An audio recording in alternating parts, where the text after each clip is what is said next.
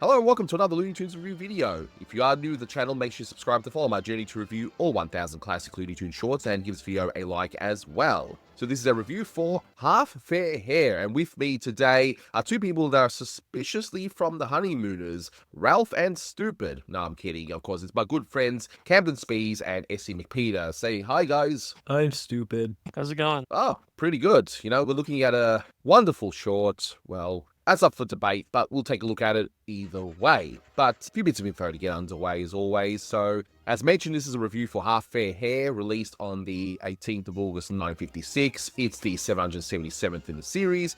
It's directed by Bob McKimson. You can find this beautiful restoration on the Bugs Bunny 80th Blu-ray set. I have a link below to that set, and it'll be available without the Funko Pop. Hooray! So, if you've been avoiding that set because of that Funko Pop, well, your wish is now being granted. Only, 7 years after the original release? But I plan to sell it for a marked up price now that it's a rare collector's item. ooh, maybe I'll do the same. Oh, I know somebody who did that. They went to like a comic book shop and they got like $4 for it. Wow. A whole $4. Which is probably how much they spent on gas to get there. Yeah. The $4 is probably more than what these two characters actually have because they're bums on a train. But anyway, we'll go through that in a moment. Now, it is under copyright, so you're not going to find this on YouTube unless Warner Brothers themselves choose to upload it. And I don't think they would. This is not one of those prestige premiere shorts that they would put on their channel, but stranger things have happened, so we'll see. If you haven't seen this one, Bugs is at a train station. He decides to travel to Chattanooga because of a newspaper article he's read about a bumper crop. So he hitches a ride to the train and he sees these two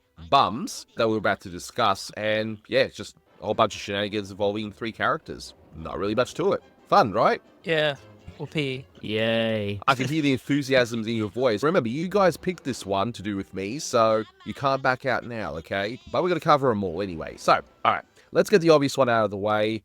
The caricatures of those two hobo characters, they're Jackie Gleason and Art Carney, specifically the characters from the Honeymooners. Even at the end, you hear the Ralph character saying, One of these days, one of these days.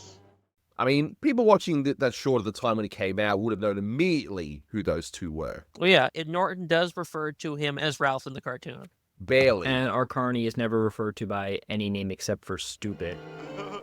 Hey, Ralph, you look like a boiled lobster. Come on, stupid. Yep, that's why I started off with Ralph and Stupid. That sounds like there's some unproduced cartoon series, you know? It's like The Adventures of Ralph and Stupid. There was a lot of attempts to make Honeymooners cartoons, either by Hanna-Barbera or by Warner Brothers, and we'll get to that in a cartoon that's more reflective on that later, I'm sure. Because we will discuss the whole Honeymooners thing in an upcoming review for the Honey Mouses, which has also been released in 1956. I'm not sure production-wise which of these two ideas came first, but I've mentioned this already in many reviews by now, including the recent Stupid Duck. Ted Pierce must have been huge on television parodies, and of course McKimson too. Yes, he did very little work in television animation. I think, didn't he work on the Alvin show at one point? He became a freelancer in the late 1950s. I just have a bad feeling that he was either laid off at Warner's or he just was so unreliable that he had to become a freelancer. Just so unreliable as my network appears to be, but that's beyond the point. But yeah, he did the Alvin show as freelance according to Bill Danch, who became his writing partner, and he did cartoons for other studios as well. He's credited on a few Walter Lantz cartoons in the early 60s as well. Meanwhile, Maltese and Foster became the preeminent writers at Hanna-Barbera. It says a lot that they didn't grab Ted Pierce. Why do they use the caricatures? I guess they just thought it was funny because they enjoy the Honeymooners so much. My biggest critique, just in terms of, I'll get to more of it later, but I just don't see the point in why it has to be Art and Ralph in this one. I just don't see why. Is this the only cartoon where they're parodied as humans? This would be the only one. I think it was just a case of Ted and McKimson being a huge fan of the Honeymooners. They were like, well, we need two hobo characters. Let's just make them that, without really thinking, do we need to do that? My problem is that if the people who know the Honeymooners know that these are two guys who live, the entire Sherry takes place entirely in their New York City apartment. And why is Ralph Cramden and Ed Norton, why are they here? And why are they in a train, and why are they desperate for food? Why are they tramps? It does make sense in one way. Their wives finally had enough of their shenanigans. That's the only explanation I can think of. Maybe it's a Louis That's joke. a decent one. Yeah. I mean, let's talk about these caricatures for a moment, because they're certainly weird looking. I mean, I know you're going to point out something, Essie, but the thing that struck me the most, the weirdest aspect, are Ralph's pants. and his shoes. It's like he's wearing one leotard over everything. My real critique is that these caricatures are just really unpleasant. I don't know if it just has to do with the designs themselves or how they're animated, but Art Carney is very googly-eyed in this cartoon, and they have just overly pronounced jaws and chins. It's just ugly to look at. They're ugly, that's for sure. And they're supposed to be, New York City blue-collared people. I imagine Art Carney's uglier because Art Carney's supposed to be the guy who works in a sewer, right? But then Jackie Gleason is the bus driver, and for God knows why they're in the back of a train and they're desperate for food. It makes no sense. Well, regardless, they're here, and I just don't know why Ralph is wearing that. Looks like a patched up leotard over his shoes as well. I don't know why, but yeah. Yeah, it's just one solid thing. It probably was just easier to color that way, I have to imagine. But moving on from them, because we will get into the whole Honeymooners thing in the Honey Mouses, I think it's a bit more appropriate since that's more of a direct parody of the show. But here we see that there's a train called the Chattanooga Choo-Choo, and that's a parody of a popular song from 1941, and Looney Tunes has done heaps of gags involving Chattanooga Choo-Choo. In fact, Carl Starling, he does the score for this one. He's even used the Chattanooga Choo-Choo in a few cues, but curiously he uses Carolina in the Morning instead. Why? Who knows? But what I do like about this, one of the positives for me, I've always liked Carl Starling's musical puns that he likes to use, and you get a return of that here. You hear Shortening Bread, you hear Over the Waves, and I'll have all the others listed in a graphics card. It's like your typical Carl Starling score. Shortening Bread, Are You From Dixie? All takes place all are South-based. It just sort of helped in that way, but I think we're just ignoring the fact this cartoon doesn't really have a lot of content in it. Very little goes on in this cartoon. It literally, they meet, they chase. It's sort of a series of gags, but you don't really feel like a lot happens because you're not as interested in it. But maybe we should try starting from start to finish to see if we can at least figure out what there is in this cartoon. There are definitely a lot more references, and I'll certainly go through them as we go along. But I will say one more thing, and this is one of those rare times that both the antagonists and Bugs lose in the same short. So usually Bugs wins in the end, but this one, Bugs curiously loses, unless he counts getting those lumps or whatever as winning. But anyway, it's kind of weird. So, all right, we'll take a look at this from start to finish, starting with that newspaper that Bugs sees. So he's in the middle of nowhere, it's all snowed out, this isolated train station. Bugs just happens to be there. Why? I don't know. It's never explained. Who cares? But we've got the Daily Blatt, which is a very reliable newspaper from what I hear. It says he's in Los Angeles, California. Yeah, I didn't realize California is in a bit of a cold snap like that, but yeah, well, okay. The newspaper tells us what we need to know. Bumper crop in Chattanooga, rabbits leaving state in droves. Those clippings there, that would not have been from the Warner Club News. I'm just reading it. It just looks like it's just from some random newspaper lying around. But even the cut and paste job is kind of a weird, lazy attempt. But it serves its purpose, I suppose. Well, it sets itself up nice and concisely that he's going to take the Chattanooga Choo-Choo and he's quickly on the train at least. So I guess we can at least praise that there's quick editing to whatever's going to happen in this cartoon. And we meet our antagonists, the Ralph and Art People. In droves? But I don't have a drove. I'll just have to hop a choo-choo for Chattanooga. But I do like the fact that one of the reasons Bugs decides to take the train in the first place is like, oh, I don't have a drove. And it's like, okay, I get it. Yeah, it's a silly joke. Probably referring to he doesn't have a car. Drove, car, drive. Yes, funny. Haha. Yeah, anything to get him on that train, I suppose. Come on, Chattanooga choo-choo.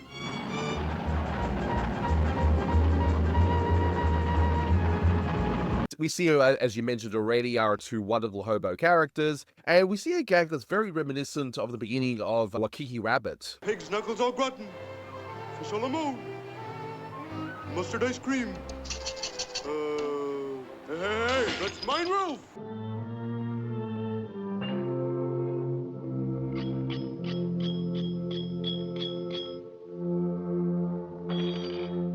They're seeing each other as food, they're hungry, and yeah. Although I wish I was watching Waikiki Rabbit, but still, it does the job, for what it is. It does the job of establishing their hunger, but I wish I could like this gag where the Art Carney character decides that he wants to eat his own foot, but it's just, Seems vile.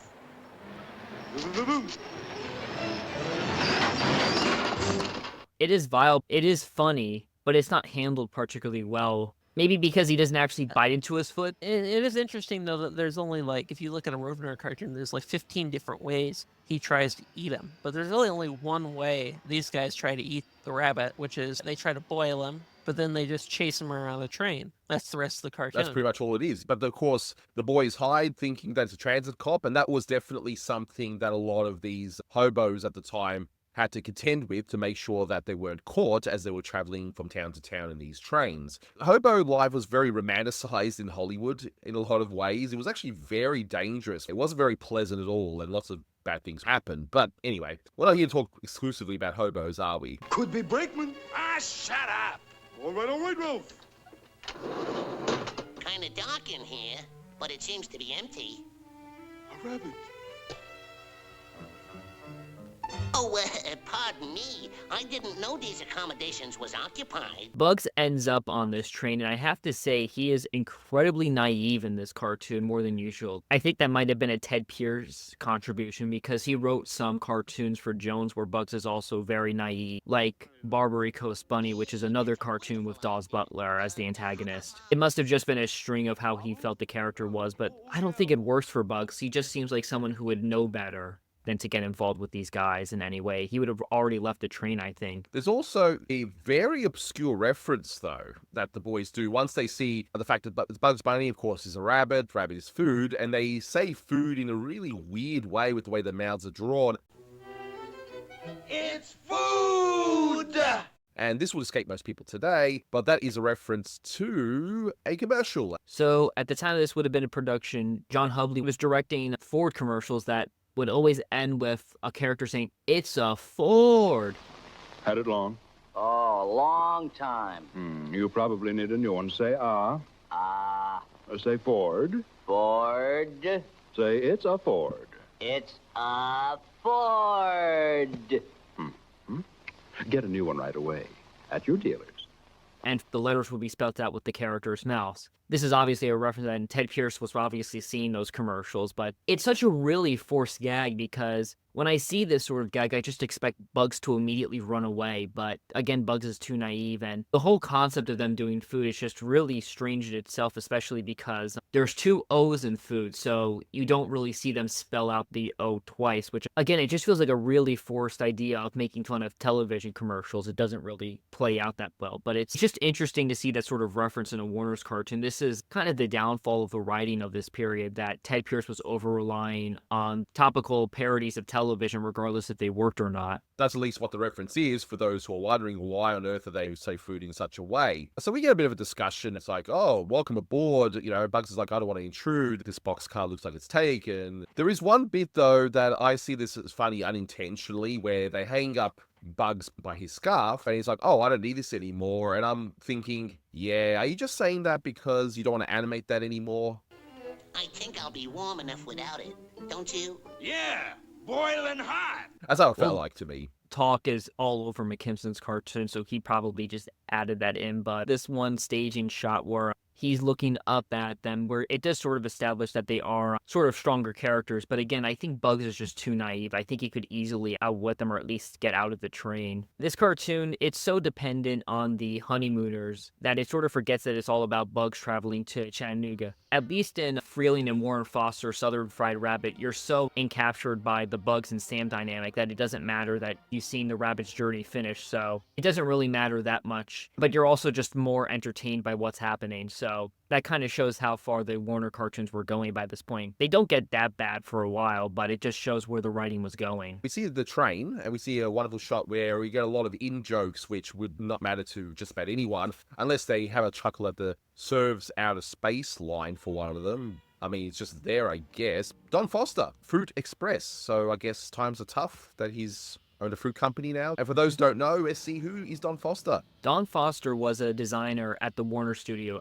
I think he started sometime in the post-war period, but he didn't actually do a lot of layout on cartoons themselves. I don't think he ever did, but he would later for Jones at his MGM studio, and I think later on. He actually did layout and painting, I think, for all of the title cards from at least the post-war period to the closure of the studio, so he was always there, but he never got credited, unfortunately. So I think he would get a little design or at least concept ideas from the layout men and the directors, and he would do the final design of that. And we also see Ship Dyson all the way. I like that little logo that just slopped together. It looks really nice, actually. But that's a reference to animator Russ Dyson, who had a pretty, let's just say, tragic end not long around when this cartoon was released, which is kind of sad. Yeah. But it is what it is. We see the Gribberick lines. Again, that's another designer at the time. So, a lot of in-jokes, yeah. Are they funny? Well, maybe to us as historian-type people? I don't know.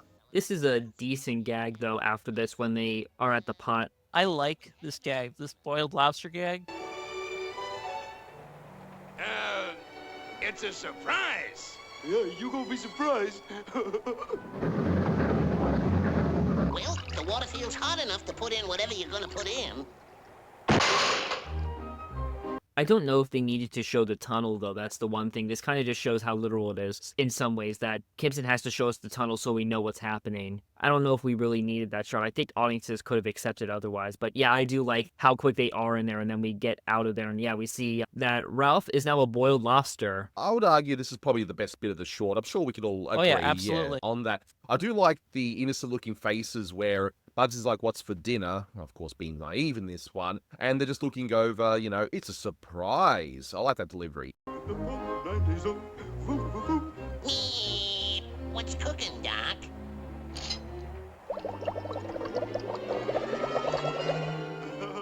Hey, Ralph, you look like a boiled lobster. I look like a boiled lobster. Well, I'm not a boiled lobster.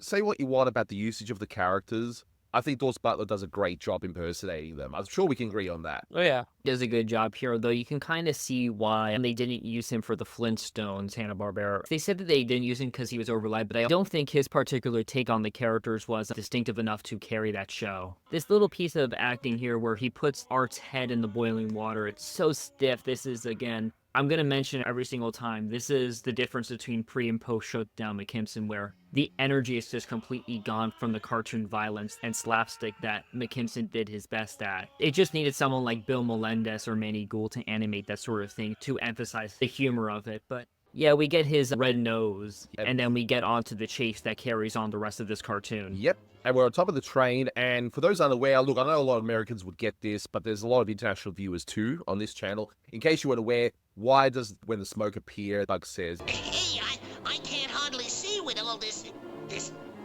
Say, we must be going through Los Angeles. That's because at the time, with all the freeways and car ownership in Los Angeles, there was a huge smog problem. So that's what it's referring wait, to. Los Angeles is still known historically as like the smog capital. But things have improved, like, in comparison. Well, yeah, but... it was way worse back then. Like, it was really bad. I mean, hey, those living in Los Angeles, if it's incorrect or whatever, by all means, correct me. You know, I don't live there, okay? But you will notice, though, there's a lot of similar ideas to a Frisch Freleng short called All a Bir-r-rd, which is a short I probably would prefer to watch. But there's similar ideas involving a train on that one. But Ted Pierce wrote both, so it's quite clear. They do a little smoke bit. Bugs tricks them to keep going forward. I guess they do a little bit of the dialogue routines that people would have known in the Honeymooners, and then they run into the alligator farm, which it seems weird that it would be outside, especially in the cold. Yeah. Seems more like a Yosemite Sam gag than like a parody gag. They really make the Cramden caricature very athletic in this cartoon, because that's more in line with what these cartoons are for. And, you know, this is ridiculous. I mean, there's a lot of off-screen action. We see them smacking some alligators, which we do briefly see. But why does Ralph have to stand there on the stairs, just keep on hitting that alligator? He just keeps on hitting him. I thought that was funny, perhaps unintentionally. Yeah, that's a really Yosemite Sam type bit. Just lean into a can. It is. But sure enough, we get a bit where Bugs hides between two railway cars, and Sylvester did something very similar in All a Bir-r-rd, so I guess that's a repeated idea where the bulldog's running by, Sylvester slinks in, but it's more funnier because it's way more cartoony, whereas here it's just balancing on his ears, and that's it. That scene's animated by Emery Hawkins, who was in McKimson's unit around that time, but here there's no one really up to his stature. And then Bugs fills up the cart they go into with water, and he makes a line about the water, and then when they plop out, he reminds the audience what this cartoon's about. Oh, they're going to Chattanooga. Hey, Mama, look at the funny fish. Well, Looks like I'll have a private car all to myself the rest of the way to Chattanooga. Exactly. And of course, we've got to hear over the waves whenever you see people swimming, right? I mean, that's Carl Starling for you. But we see another character voiced by Mel Blanc, which is someone, again, who hobos would have been on alert for. The law of the trains. But the thing that really gets me about this part is that there's no real payoff to having it other than just getting Bugs back on the roof for the finale. Yeah. I feel like they should at least go after the two caricatures. It doesn't feel right that the authority doesn't actually go after the two tramps that are right next to him. It just feels like a forced plot idea that wasn't executed that well. It could have been done a lot better, honestly. Because the next bit is directly lifted from All Bir-r-rd. So there's a bit in All Bir-r-rd where Sylvester, he's almost against the wall, obviously not quite against, but he's holding a club. He's going to be getting ready to hit that bulldog, but as soon as the train goes around the corner, he gets hit by the tunnel. And the exact same thing happens here, except you can see the difference between the two sequences. So yeah, it's the exact same gag. Yeah, it's a bit more telegraphed here, and a lot more slower as well. And then we lead to our finale where Bugs is scot-free. I'm going to head off to Chattanooga, but he also gets hit by another tunnel. That's a weird freeze framing there you could do with all the smear animation. I wonder who did that bit. But anyway, he gets hit and gets the lumps. And what does he say at the end? He has a real bumper crop, and I don't like this ending anyway. Again, just going into the story, it just feels wrong to end a cartoon with a shot on Bugs' fractured skull. It just does not feel right. It just is uncomfortable. It's cringeworthy. It's not the worst ending I've seen, but at the same time, I think this is definitely an off day for Pierce. I find that even McKimson at this period of time, if at least the script is strong. Yeah, like, I think the Honey Mousers is a great cartoon. Yeah, so it's quite clear he was more interested in certain shorts over others. You know, I'm sure he put his effort on as much as possible, but yeah. Oh, weird right there. I just don't like this one. This one's just ugly. I can't even say bad because, again, there are little bits of pieces here and there I think are okay, but this is just an ugly cartoon. I would have to ask, is that lobster gag used in any other cartoons? I don't think so. I think that's an original gag right there. Yeah, I guess this cartoon does have something original, thankfully, that works. But, I mean, when you're at one good gag a cartoon for Warner's cartoons, it just means that it's only as good as what the competition was at this time, which is just, ugh. At the end of the day, it's something. It's a fair short. It's half fair. Half fair. Yes. Wow. Look, honestly, this would be like a 6 out of 10 for me, average. It's not. Yeah, sure. I'll give it that, too. It's fine. I'm for gonna give what it just a 4. Yeah. It's not the worst I've seen. It's just okay. We're gonna get to this later, though, too. It's like, they're not only better cartoons this year, they're better Honeymooners parodies this year. 100%. And like I said, we'll go through the whole Honeymooners thing in that review for the Honey Mouses, which I'm looking forward to. Which shows that, yes, McKimson will make a few average or dud shorts around this time. He'll still make a few that are actually entertaining. So there's that. Yeah. But that'll do for this one. Thank you so much for watching, guys. And until next time, take care. That's all, folks. Well, maybe I didn't get to Chattanooga, but I sure did get a bumper crop.